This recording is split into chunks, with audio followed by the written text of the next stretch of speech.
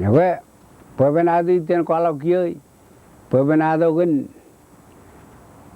lio ka pelari ko nisin armejerein armejen ailingin terakin ke yen ko to elap kule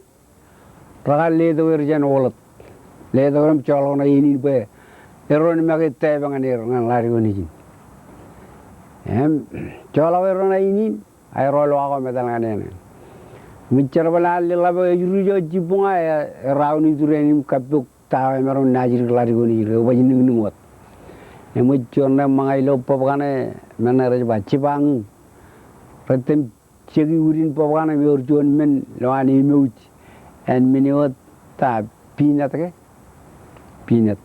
awe poge mi dam no lo kinya lari ko ni ole kieno dum je yeru jilak e problem rawni tureni karen jan ledal gina itu wago jan wolot ridem lale bulin chongani ru image gi ridem lale eno de manan mure chirok nangin mi jo alu penero la allari go iruto lo gi de jala edal pajek robar rolangan nenen agi ero edal jon jipon ali dada edal ero dal rawnim jiye diomun jon pop edal popon rajba ajbir kero jiye dilo yomun popeo kalmalo jena udilo jon urin pop ibu popeo awai ran popeo jon no ni bo perio pe koban rilengan melale jon mele ipul mang lo popeo lenglok eme jolo popom ijibodam lale ba itu keno bum meni naga edam kamane menajil lari goni menjagaran dian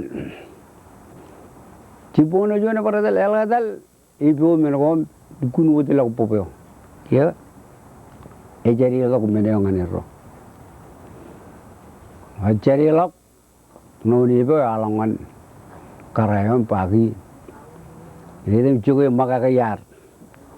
maga mumim rajba maceng poi jogo me jo armijin moy maceng nejin no ni Mujkiya alingin ragadari dam lal ewalok mena dugun ligiyo na armi jalongan ero kiya dem kamane jon nana rajba poru kin kamane aga kamane mene tuye yari neni poen tor idem kamane jon kinan eba chamalaga ngan lari gone jin yemi ro yang bung lele bego yar cenengan rak kiai calokin menegar ketem kamane melam elginan kamane abaran kadu log yar jon origin me lak kadu log mene elagalam pakai nedak ebol gentu idem dugala kira bawe camalaga nan komro yang ni jilawat ke panoni be me cepwalangan armi elagi to wago chan anane milale Puye puye manai romo rocap kuliah iruto lari go cala lagi ni cala yang orgin cuan itu. Redem roba benado ngane roba aku armi ranenen. Ecap gun ki epol mangai malap kai. Ya kayak mujan edal jani roy kalau cemelawan ngane roy lelaki gu cala lari go ni ini yang kan. Menem lelaki ni yang oreo kini yang oran menem roy baporu. Redem Kami tengah yar.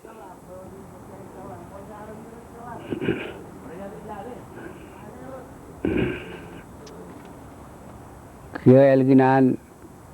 roedal kejadal noni bojani ro bawa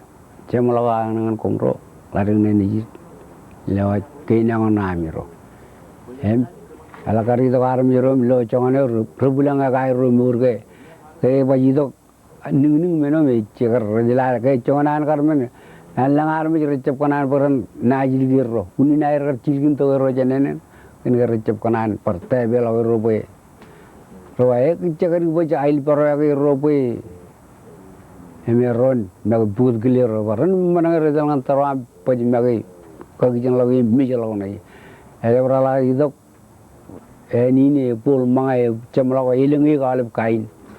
awe Jano tu nuni begar kuala ko tu, mungkin kami ngah kemem rumacang neji noni kone jelo alep aramjen rome kududin men digitagin alep ngari jelo me angor ko lang ta rajala kilen angorim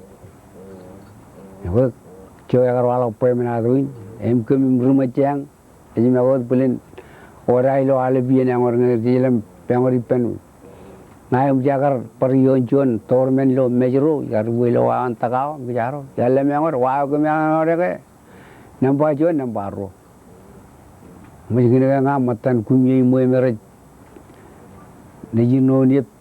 matan noniep kum chala angor ewe meno go re ni meron kwalo gichen po mena do kin em choi de barai ni nga baror melele to gali pan po choi gar pogi pen lala be chimai gichen men chabu kumro kanu jine mol